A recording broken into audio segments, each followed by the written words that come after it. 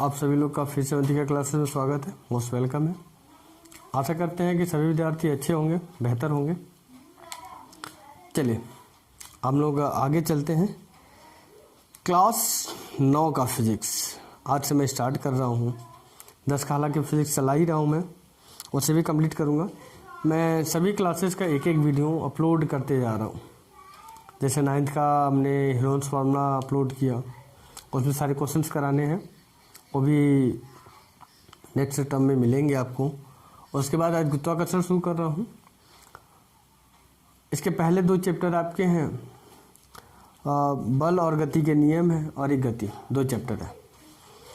तो मैंने गुरुत्वाकर्षण से इसलिए शुरुआत किया क्योंकि मुझे क्वेरी आई थी कि सर पहले गुरुत्वाकर्षण आप बता दीजिए।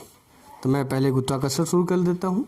एक चैप्टर कंप्लीट होने के बाद तो मैं फिर से वापस आके पहले चैप्टर शुरू करूँगा। तो उसमें भी आपको मैं बताऊँगा कि कैसे कंप्लीट करना है। ठीक है, तो चलिए गुरुत्वाकर्षण से शुरुआत करते हैं। सबसे पहले हम इसके विषय में जानेंगे, परिचय के विषय में। सबसे पहले हम जानेंगे कि इसका परिचय क्या है। फिर दूसरी बात कि जरूरी क्यों है, इसकी हम बात करेंगे, जरूरी क्यों है। गुरुत्वाकर्षण जरूरी है कि नहीं, इसकी भी हम चर्चा करेंगे। फिर आगे हम बात करेंगे आपके लिए कि इसकी क्या कंडीशन बनेंगे, क्या रोटेशन बनेगा, उसके विषय में हम लोग देखेंगे।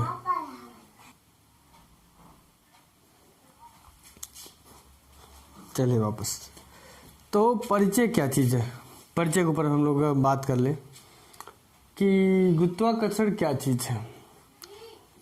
देखिए, जब एक वस्तु दूसरी वस्तु को खींचने लगे, केवल खींचे, धक्का ना दे, ऐसा नहीं है कि जैसे चुंबक एक दूसरे को धक्का देते हैं, तो ऐसा नहीं। कि जब एक वस्तु किसी दूसरी वस्तु को अपनी ओर खींचने लगे तो इसी प्रक्रिया को हम लोग गुरुत्वाकर्षण कहते हैं।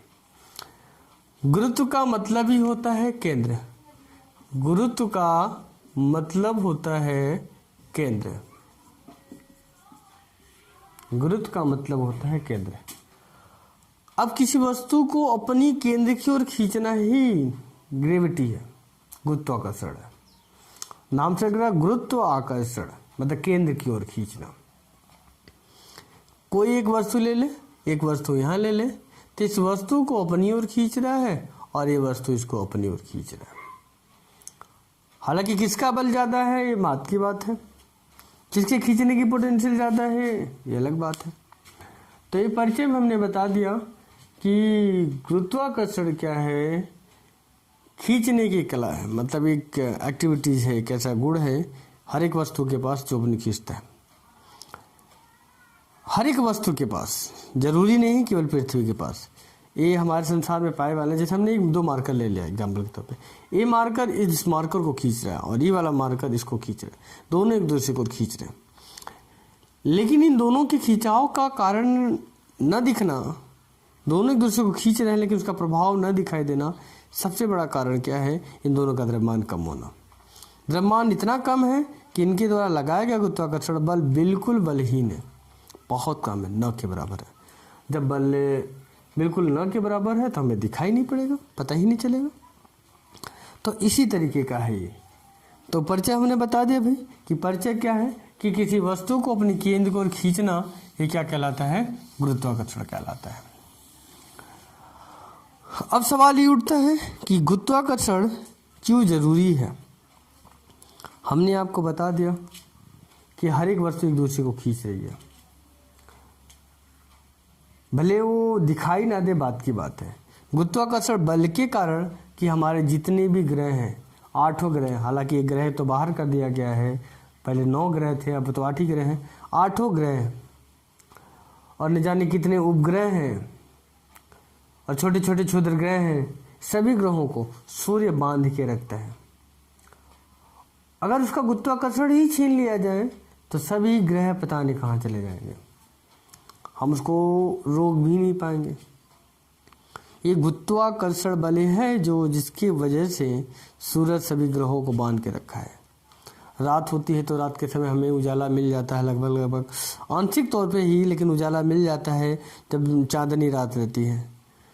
तो चांदनी रात में जब हमें चंद्रमा से रोशनी मिलती है, भले उस सूरज से लेके रोशनी हमको दे, बात की बात है, लेकिन वो चमकता है तो उसकी रोशनी हमारी पृथ्वी पे आती है ज़रूर।